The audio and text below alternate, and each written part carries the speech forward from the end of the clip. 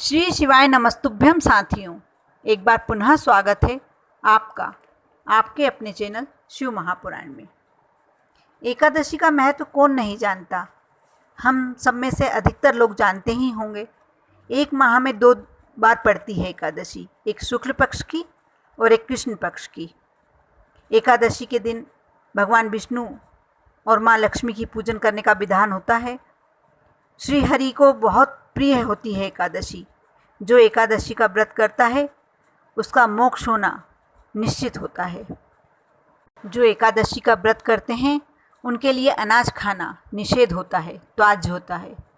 एकादशी के दिन जो व्रत नहीं भी करते हैं उन्हें भी चावल नहीं खाना चाहिए, क्योंकि एकादशी के दिन चावल खाना मना होता है। अतः जो लोग एकादशी का व्रत करते हैं वह उस दिन फलाहार करते हैं। हिंदू कैलेंडर में हर वर्ष एक पक्ष पितरों के नाम होता है, जिसे हम पितृपक्ष या श्राद्ध पक्ष के नाम से जानते हैं। यह पक्ष भाद्र पक्ष की पूर्णिमा से शुरू होकर अश्विन माह की अमावस्या तक रहता है। ऐसे में श्राद्ध पक्ष के हर एक दिन की अपनी खास महत्ता होती है। ऐसा ही एक दिन इस दौरान आने वाली एकादशी का भी होता है। एकादशी तो वैसे भी पूजा के लिए विशेष पर्व माना जाता है, व्रत के लिए विशेष मानी जाती है, और फिर श्राद्धों की एकादशी का तो एक अपना अलग ही महत्व होता है। इसे इंदिरा एकादशी के नाम से जाना जाता है। विद्वानों के अनुसार भटकते हुए पितरों को गति देने वाली पितृपक्ष की एकादशी का नाम इंदिरा एकादशी है। इस एकादशी का व्रत करने वालों की 7 पीढ़ियों तक के पितर तर जाते हैं। वहीं इस एकादशी का व्रत करने वाला स्वयं भी मृत्यु के पश्चात मोक्ष प्राप्त करता है। इस एकादशी के व्रत और पूजा की विधि वही है जो और एकादशियों की होती है। इसमें अंतर केवल इतना है कि इस दिन शालिग्राम जी की पूजन की जाती है। वैसे तो हम विष्णु जी की पूजा और लक्ष्मी जी की पूजा करते हैं एकादशी के दिन, किंतु इंदिरा एकादशी के दिन शालिग्राम जी की पूजन की जाती है। इस दिन स्नान से पवित्र होकर भगवान शालिग्राम जी को पंचामृत से स्नान कराकर भोग लगाना चाहिए और पूजा आरती करना चाहिए।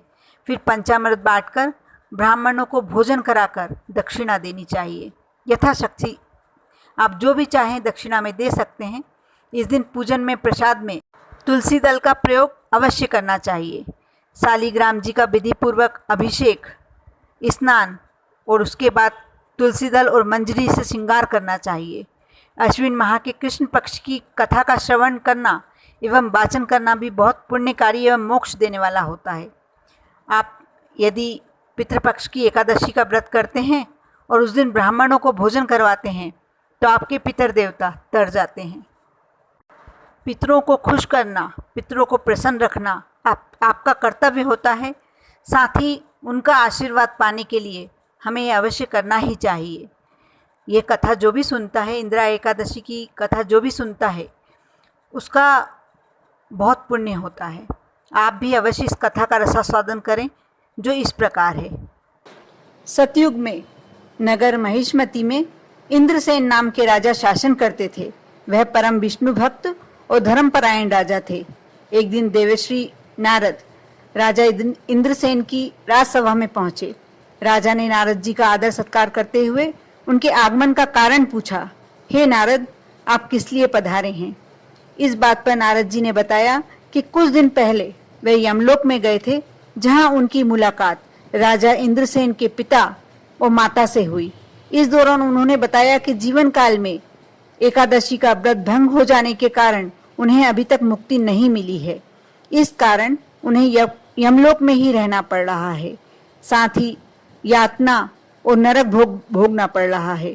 अगर मेरा पुत्र राजा इंद्रसेन अश्विन कृष्ण पक्ष की एकादशी का व्रत करेगा तो उसके भाग से मुझे यमलोक से मुक्ति मिल सकती है। नारद जी की यह बात सुनकर राजा ने उनसे व्रत का विधान पूछा और व्रत करने का संकल्प लिया। राजा ने पितृपक्ष की एकादशी पर विधि पूर्वक व्रत किया। पितरों के निमित्त मौन रहकर ब्राह्मण भोज और गोदान किया। इस प्रकार राजा इंद्रसेन के व्रत और पूजन से उनके माता पिता को यमलोक से मुक्ति मिल गई। इतना ही नहीं, उन्हें बैकुंठ लोक की प्राप्ति हुई। उस दिन से इस व्रत का नाम इंदिरा एकादशी पड़ गया। जो पुत्र अपने पितरों के निमित्त, अपने माता पिता के निमित्त, अपने पूर्वजों के निमित्त यह व्रत रखते हैं, इंदिरा एकादशी का व्रत करते हैं, उनके पितर देवता प्रसन्न होकर उन्हें अनेक आशीर्वाद देते हैं। और यदि वह यमलोक के कष्ट भी भोग रहे हैं तो उन्हें वहां से मुक्ति मिलती है। ओम नमो भगवते वासुदेवाय नमः।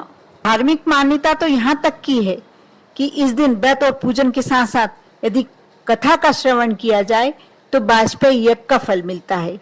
इस कथा का वर्णन स्वयं श्री कृष्ण ने महाभारत में किया था।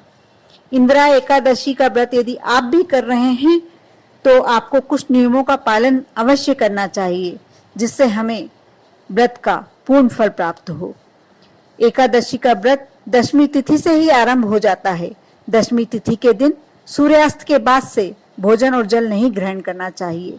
इस व्रत में अन्न का सेवन बिल्कुल नहीं किया जाता, फलाहार किया जाता है। खास तौर से एकादशी के दिन चावल खाना पूर्णतः वर्जित होता है। यह नियम सिर्फ व्रती लोगों के लिए नहीं है, जो व्रत नहीं भी कर रहा है उसे भी चावल नहीं खाना चाहिए।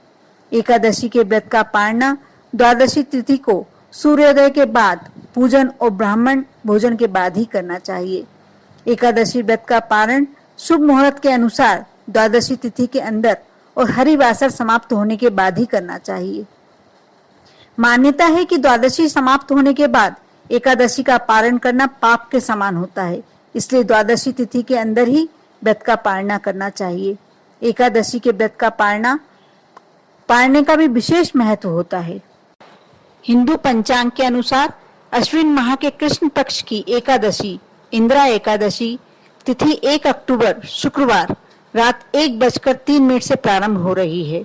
एकादशी तिथि का समापन 2 अक्टूबर शनिवार रात 11:10 पर होगा। एकादशी व्रत 2 अक्टूबर को रखा जाएगा और एकादशी व्रत का पारना इस समय पे किया जाना चाहिए। एकादशी का व्रत द्वादशी तिथि में होगा। व्रत पारने का शुभ मुहूर्त है 3 अक्टूबर की सुबह 6:15 से लेकर सुबह 8:37 तक पारना कर सकते हैं। ओम नमः शिवाय।